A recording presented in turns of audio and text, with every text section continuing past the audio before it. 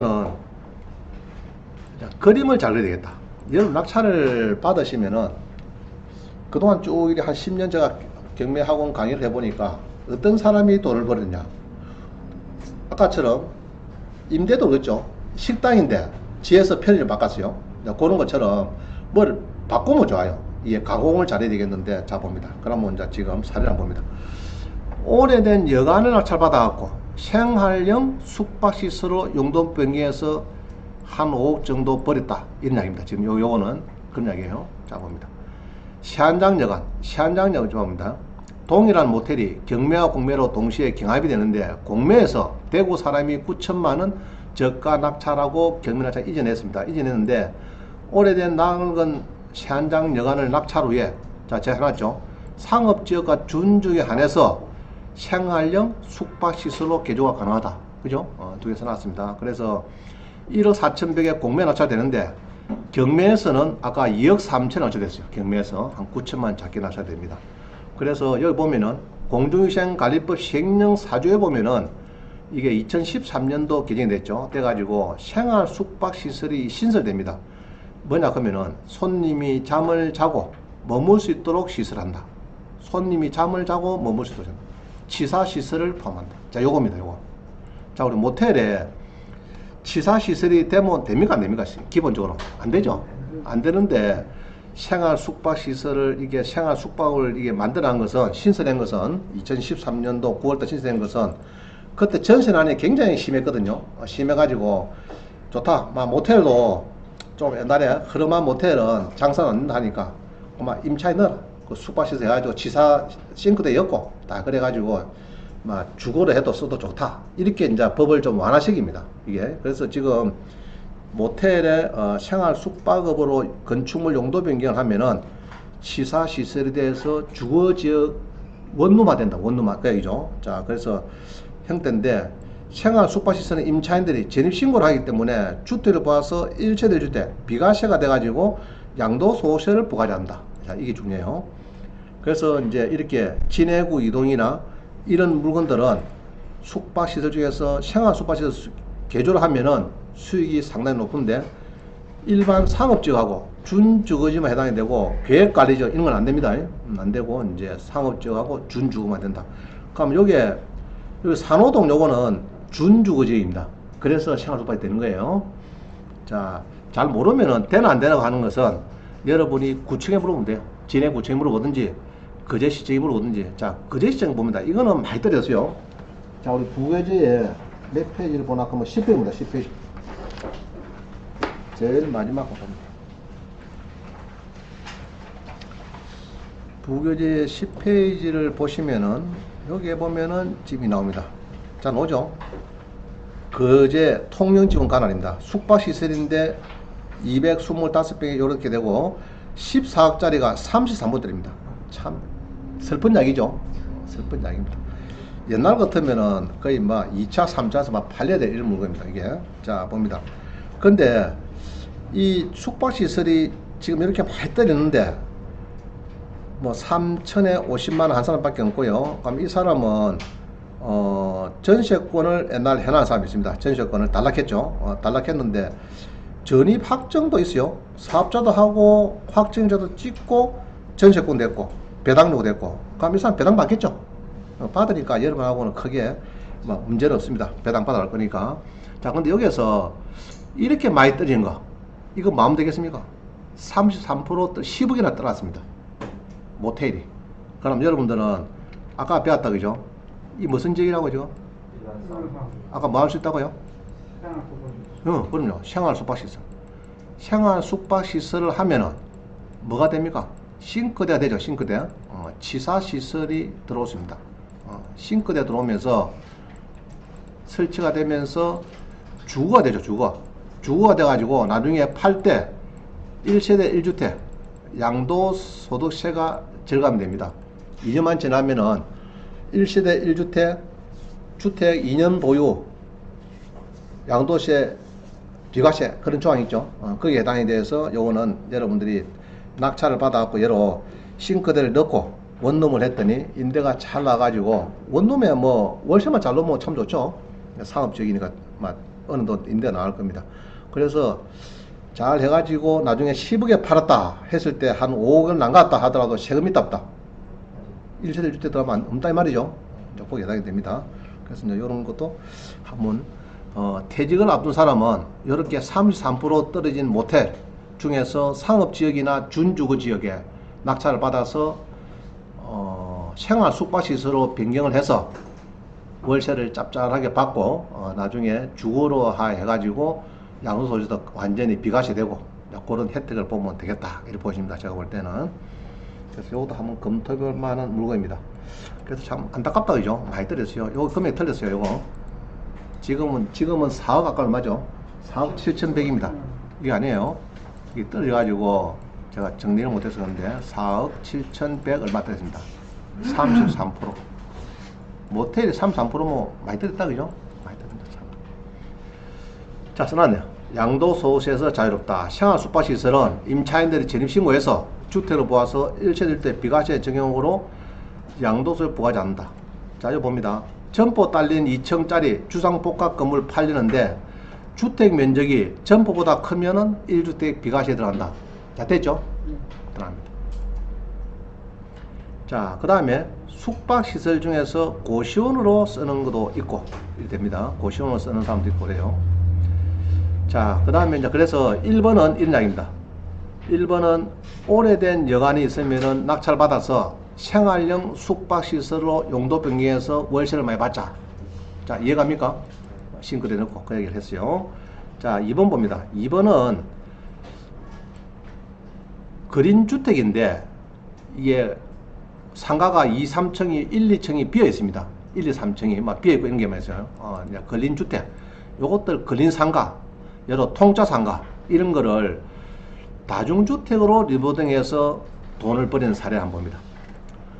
공실 상가입니다. 공실로 경쟁력을 잃은 소형 근린시설 건물을 다중주택으로 변경하는 방법이 있는가? 자, 봅니다. 낡은 3층 주택인데 요거를 낙찰을 받아서 리모델링해서 한 15억 정도 매도가 가능하다. 단독주택 중에는 다중주택이 있다. 일명 하숙방인데 요거를 이용한 건물 리모델링 했는데 전세보증금 1억에서 월 750 변모한 근린주택이다. 1층 커피숍으로 5천에 월 200만원, 2, 3층은 다중주택, 하숙방이라는 게 보증금 500에 월 50만원에서 550. 자, 이렇게 냈습니다. 자, 봅니다. 신축보다 리모델링의 장점이 뭐냐? 자, 이런 거죠. 이게 다중주택 2010에 5월 3일 한 겁니다.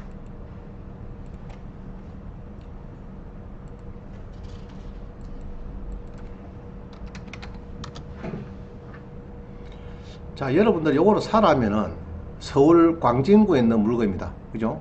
이게 여러분 요거 낙찰 받아라 하면 여러분 받겠습니까 이거?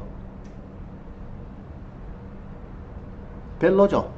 일단은 별로죠.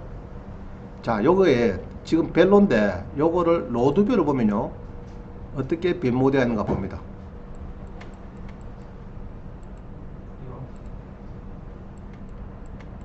자, 이렇게 변했어요. 요렇게. 자, 로드뷰를 이렇게 변했습니다.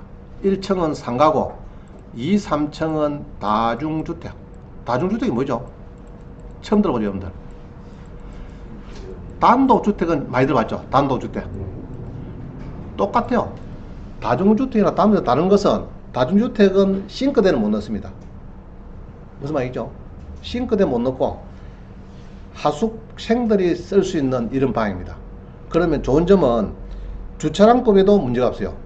주차장법에 문제가 없고 그냥 거기서 여러 주차장 원룸 하려고 하면 여러분들 뭐가 문제입니까? 위반고 중구되는 거는 전부 다 주차장법 위반이죠. 위반인데 다중주택은 주차장법 상관없어요. 그냥 안에서 하숙방을 넣는 거기 때문에 공동 뭐 샤워장 이런 거 넣으면 되죠. 그래서 잠만 자고 나가는 이런 하숙방입니다. 2, 3층이 그렇게 이제 개조를 했는데 원래 건물은 아주 빈약합니다. 이게 보면은 지금 요건데 아까처럼 그렇게 만드는 겁니다. 잘 만들었죠? 자, 그래서 여기서 우리 정교조를 보시면은 이게 이제 이렇게 만들었는데 우리 그 다중주택이라고 하는 것은요 우리 신축보다 리모델링의 장점이 있습니다. 뭐냐 하면은 용적률 감소 문제가 필요 없습니다. 용적률. 그 다음에 주차장 문제가 발생 안 합니다. 일조권 문제도 발생하네요. 그 다음에 용도 변경에 따른 정화조 교체 문제 등등이 특히 주차장 문제 이게 발생 안 합니다. 이게 그래서 리모델링 하면 좋고 그런데 이제 이 다중주택은 뭐냐면요. 이 층수가 3층 이하입니다. 아시겠죠? 3층 이하고 100평 이하고 요거는 개별 치사 시설이 안 됩니다. 자, 됐습니까? 우리 다가구주택 틀린 점은 다가구주택하고 틀린 것은 다가구주택은 싱크대 있죠. 다중주택은 싱크대가 없어요. 이 치사가 없기 때문에 그게 틀립니다. 있죠? 3층 이하 100평이네. 자, 요거를 우리가 다중주택이라 한다. 그렇게 보면 되고요. 그럼 요거를 오른쪽 이렇게 변모를 시켰다. 요 놈을 이렇게 할 수 있겠죠? 그러면은 월세만 많이 놓으면은 좋다. 그럼 이게 다중주택은 어디 나오느냐? 건축부 시행령에 보면요. 단독주택에는 단독주택, 다중주택, 다가구주택 공간이 있어요. 그러면 다른 거는 공간 놔두고요. 단독은 잘 알죠? 다가구. 다중주택은 잘 모르죠? 있어요. 다중주택. 여기 있습니다. 다중주택은 일명 하숙방인데 학생 또는 직장인 등 여러 사람이 장기간 거주할 수 있는 구조로 되어 있는 것으로 독립된 주거 형태를 갖추지 않은 것이다. 각 실비로 욕실은 설치할 수 있으나 치사시설, 싱크대는 안 된다는 거죠. 그러나 공용 치사시설은 허용할 수 있다. 공용. 여러 사람이 쓰는 거. 그거는 가능하다. 연면적이 100평 이내고 층수는 3층 이하인 것이다. 자, 이때 하죠. 주차장법 부설주차장 설치 기준에서도 자유롭다. 이 다중주택은 주차장법 시행령 6조. 자, 우리 유튜브에서 다니쌤이라고 이분이 잘합니다. 강의를 잘하는데 여기도 보면 막 있는 사항이 있더라고요. 다중주택 설명해 놓은 게 있습니다. 연면적 1000조미터 미만의 건축물을 변경한 경우에는 요거는 그네 여기 보면 주차장법 시행령에 그죠? 시행령에 6조에 보면은 부설주차장을 설치해야 되는데 요거를 설치 안 하고 할 수 있는 건축물은 있대요. 뭐냐 그러면은 5년이 지난 연면적 300평 미만의 건축물을 용도 변경한 경우에는 주차장을 설치한다. 그러니까 5년이 지난 건물에 대해서는 안 하는데 단 주택 중에서 다세대 다가구 요것들은 해야 되는데 요거는 해야 되는데 다중주택은 좀 빠져가 있어 지금. 알겠죠? 그래서 다중주택은 괜찮고 아마 담임쌤 같은 경우는 일어났어요. 사무실 점포가 이렇게 쭉 있으면은 요거를 공실이다 하면은 요렇게 바꾸면 좋겠다 이런 이야기입니다. 무슨 말이죠? 그러나 4층은 이거 안 맞는 것 같아요. 요거는 이제 3층이 아니까 뭐 3층까지만 하면 되겠습니다. 알겠죠? 3층 건물을 기준하면 되겠다. 요것도 100평이 낫죠. 100평. 330제곱미터니까 100평 이내 건물이면 되겠습니다. 그래서 주차장법 6조에 보면은 이제 그렇게 여기 보면은 이제 5년이 지난 1000제곱미터 미만은 요게 대수가 없어도 된다. 그러나 이제 다세대, 다가구 요것들은 있어야 되겠는데 우리 다중주택은 소형 건물에서 다중주택은 부설주차장 설치하지 않아고도 건축물 용도를 변경할 수 있다. 아시겠죠? 그래서 원룸을 바꿀 때는 이 다중주택으로 바꾸면은 주차장법에서는 막 자유롭다 이렇게 보는 거예요. 그래서 다중주택을 잘 기억하시고요. 자, 그 다음 봅니다. 바닷가 횟집이 있습니다. 횟집을 이거를 이제 우리가 답사했거든요. 웨딩 지금 스튜디오를 리모델 했는데 지금 이렇습니다. 기존은 요건데 변경된 이렇습니다. 멋있죠? 요거를 이제 보고 여러분들이 11에 5494 이거를 낙찰을 받으라고 했더니 아무도 낙찰을 안 받아요. 이 바닷가 옆인데 11에 5494 한번 볼까요?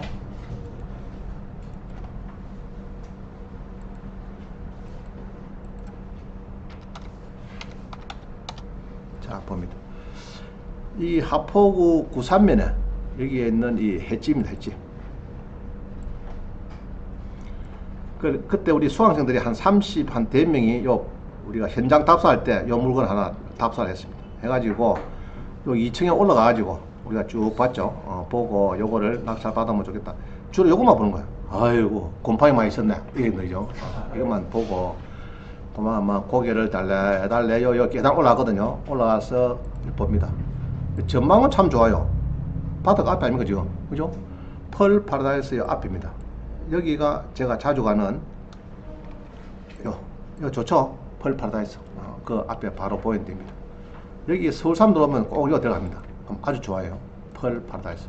자, 그 앞에 여기 이제 주택이 이 경매가 나온 겁니다.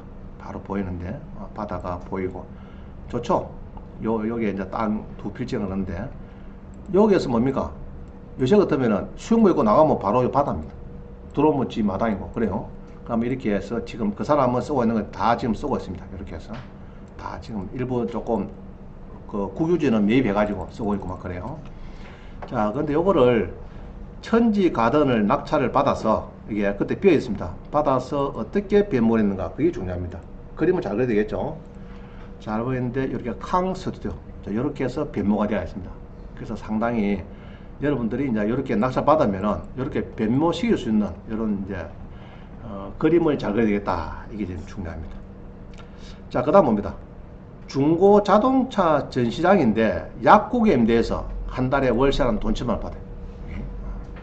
자, 봅니다. 약국이 보통 보면요. 인천의 약국을 보면은 이게 3억 4,900인데 20억이 낙찰됩니다. 여기 낙찰가가. 그죠? 그 다음에 우리 창원에 있는 약국은 요게 27억 낙찰됩니다.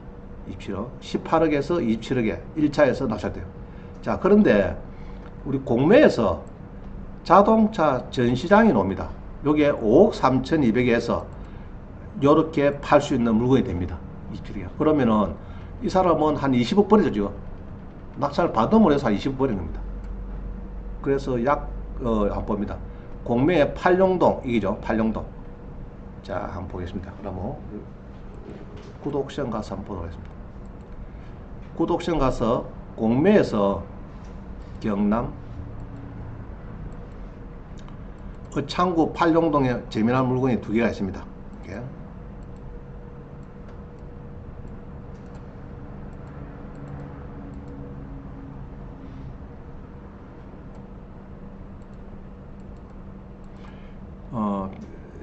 재미난 물건이 지금 요겁니다. 요거. 자, 잘 봅니다. 팔룡동에 10억 6천이 5억 3,200에 낙찰 받아서 약국으로 임대를 해서 한 달에 월세가 1천만 원씩 나옵니다. 그러면 아주 우량 물건이 되겠습니다. 자, 여기 보죠. 여기 보면은 이제 처음에 이게 10억 6천인데 5억 3천으로 많이 떨어지죠. 떨어집니다. 떨어지면서 이게 그 당시에 요겁니다. 요거 이 외제차 2층에는 차들이 많아요. 요런 차 전시장입니다. 이 공실 이렇게 되어 있습니다. 되어 있는데 지금은 로드뷰를 보면요, 옆에가 파티마 병원이 있거든요. 그래가지고 로드뷰를 보면은 이 앞에 이게 파티마 병원입니다. 파티마 병원 약을 타놓으면 바로 일어나죠. 일어나면 지금 약국 여기입니다. 요거 대학약국 있죠.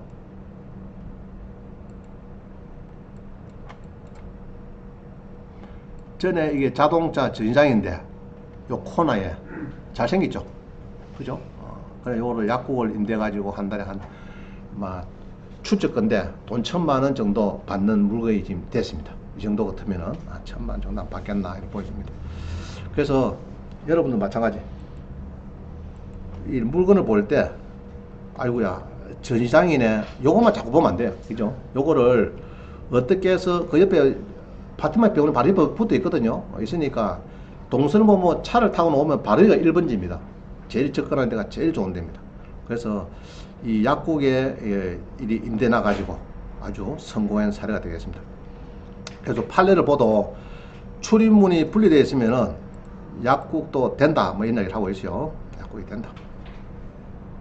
판례는 한번 읽어보시면 되겠고요. 자, 그 다음 봅니다. 우리 공실 학원이 많아요. 특히 요가 학원 이런 것들이 이제 평수 큰 학원, 예로 건물이 이게 300평 같으면 한 90평 되죠. 이런 뭐 학원이든지 뭐 등등해서 경매 놓은 이 건물이 많아요. 그럼 요거를 어떻게 하면 되느냐? 우리 수학형 한 사람 보니까 고시원을 잡아대요. 고시원으로 수선했더라고요. 그래가지고 39개 원룸으로 개조합니다. 요거를 받아갖고 자 봅니다. 원래 당신이 요거예요.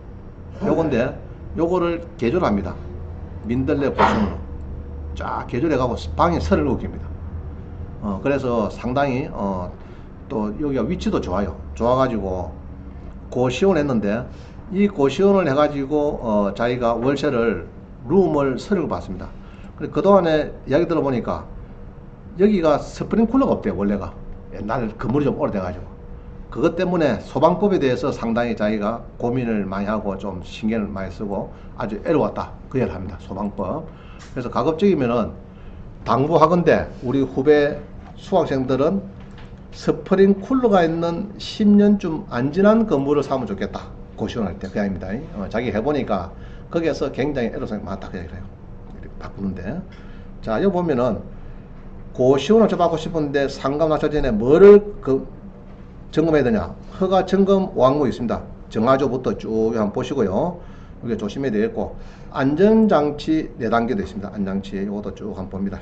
업종 공통 관련 법규도 좀 보시고, 그래서 이 스프링쿨러가 되어 있는가, 요거를 잘 좀 여러분들 보셔야 되겠다. 그 얘기입니다.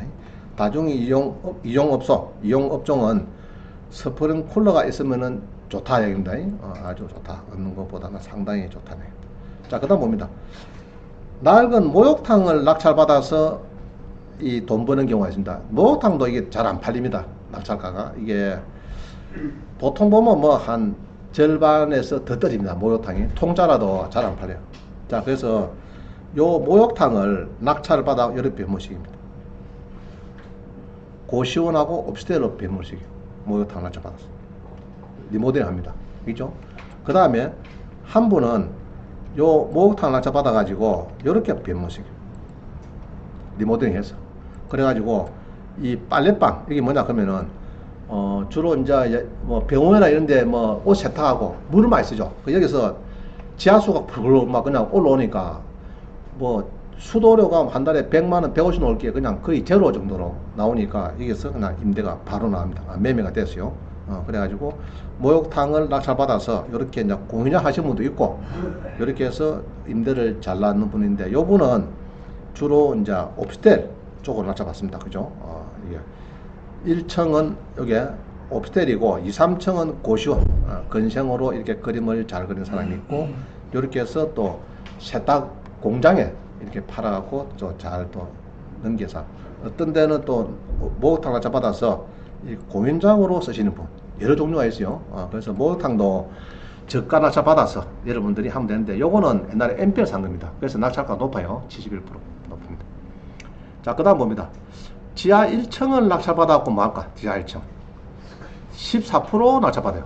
지하 1층에 31억짜리가 14%입니다. 그러면은 옛날에 이 지하 1층인데 완전히 요 보면요 09에 190 한번 봅니다.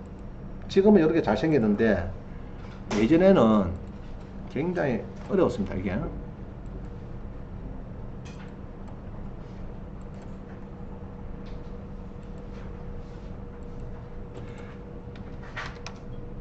자, 이 청구가 높아요. 옛날에 나이트 클럽도 하고 이게 뭐 대형 호프점도 하고 막 그랬습니다. 이게 그죠? 31억짜리가 얼마 팔았다고요? 31억짜리가 4억 3,200에 삽니다. 13%예요. 그죠? 물론 지하 1층이지만은 그 당시에는 이렇게 됐습니다. 이게 대형 호프가 이렇습니다. 옛날에 나이트클럽 했거든요. 해놨는데 이게가 청구가 옛날 높았어요. 나이트클럽 해가지고 그래갖고 이제 그거를 잘 또 개조해서 이게 전부 다입니다. 101호, 102호 지하 1층입니다. 그럼 요거를 지금 어떻게 변모시킨다 그러면은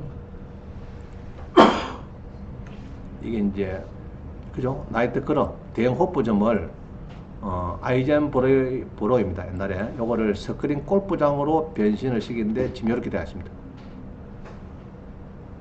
그죠? 잘 만들었죠? 만들어 하루에 매출이 한 700 정도, 500에서 한 700 정도 올라온다고 제가 이야기를 들었습니다. 옛날에. 그래서 상당히 변모를 잘 시킨 지하 1층을 잡아서 요 정도 13%나 잡아서 이렇게 변모시는 건 상당한 그죠? 제주구이죠. 낙찰자가. 자, 그 다음 봅니다. 이분은 또 더합니다. 지하 2층을 낙찰받습니다. 지하 2층이면 또 이런 어렵죠. 이걸 낙찰받았는데 요거를 이제 공연장으로 이렇게 또 임대 중입니다. 공연장을 만들어서. 근데 보통 보니까 이렇게 이제 지하 1층, 2층 요거를 받을 때는 출입구가 일단 2개라 해야 됩니다. 최소. 무슨 말이죠? 5층이 넘어가도 마찬가지고 지하 1층 할 때는 출입구가 2개라야 탈출구가 돼, 탈출구. 예. 이 출입구 하나 같으면 예로 지하에서 나이트클럽에서 만약에 큰 대형 화재 났다 그러면 도망가 탈출해야 되거든요. 그럼 하나 막히 비면 나가지 못하잖아요. 그래서 5층 이상 건물이라든지 안 그러면은 지하 쪽에 있는 것들은 항시 출입구가 두 개라야 이게 허가가 쉽지. 그래서 출입구가 두 개든지 그거를 잘 보셔야 되겠다. 요건 두 개입니다. 출입구가 두 개라서 좋습니다. 그래서 여기 이제 지하 2층을 낮춰봤습니다. 2층을 09에 5816 한번 봅니다.